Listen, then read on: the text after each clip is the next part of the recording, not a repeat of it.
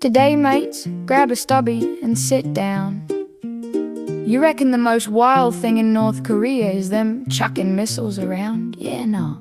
Today we're yarning about the real-life Game of Thrones up in Pyongyang. This is a dead-set crazy story about backstabbing power and making a bloke completely vanish off the face of the earth. The main character? Kim Jong-un's uncle, Jang Song-thaek, who used to be the second top dog in the whole country.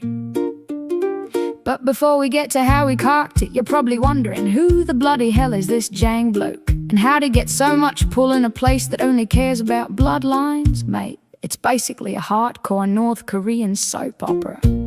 Back in the 60s, Jang was the big man on campus at Pyongyang Uni. Tall, decent looking, could drink like a fish and played a mean accordion. He was an absolute weapon. And guess what? This cheeky bugger managed to pull the most untouchable Sheila in the country. Kim Il-sung's favorite daughter, Kim's own auntie, Kim Kyung-hui.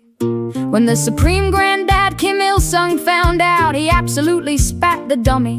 My precious royal daughter, getting hitched to some bloke from the sticks. Tell him he's dreaming. So he banishes poor old Jang to some whoop-whoop uni miles away, reckoning that it'd kill the romance.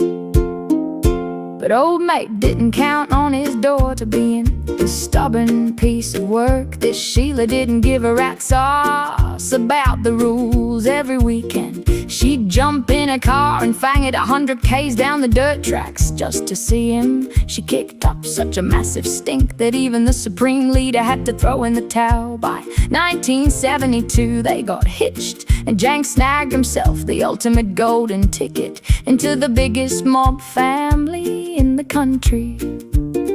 Once he was in with the top brass, Jang was off like a frog in a sock. He was a smooth operator, kept the missus happy, and became the ultimate drinking buddy and right-hand man to Kim Jong-un's old man, Kim Jong-il. Over the years he got his mitts on all the cash, coal exports, foreign bucks, and hooked his mates up with top jobs.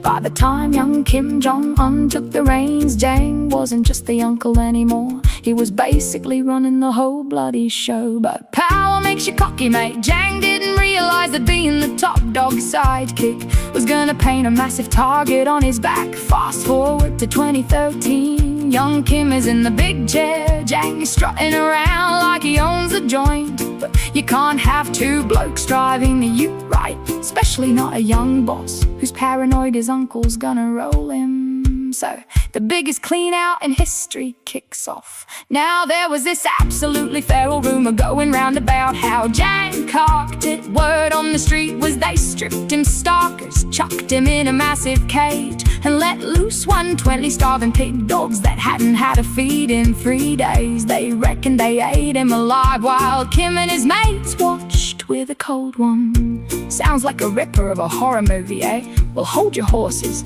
cause it was a load of pure bull dust. The whole eaten by dogs yarn was literally just some bloke taking the piss on Chinese social media. The Western news swallowed it hook, line and sinker. But the truth, mate, it's actually way more cooked.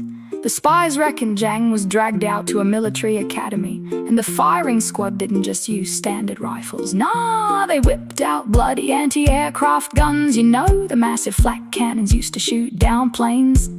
They pointed them at a bloke, yeah. Bang, bang, see you later, mate. Think they stopped there? Yeah, nah. The boss was so ropeable, he decided to scrub Jang out of existence. It was like Thanos clicked his fingers. They went through every old photo, documentary and news clip, and literally photoshopped the bloke out like he never even breathed North Korean air. Goes to show, being a big shot politician up there is a dead-set mug's game. Not even family is safe from the flak cannons. Next time you're whinging about the wankers at your work, just remember Jang and be glad your boss doesn't have anti-aircraft guns. If you love this cooked yarn, smash that like button, subscribe and hit the bell. Let us know in the comments which other country's politics is as wild as this. Catch you later.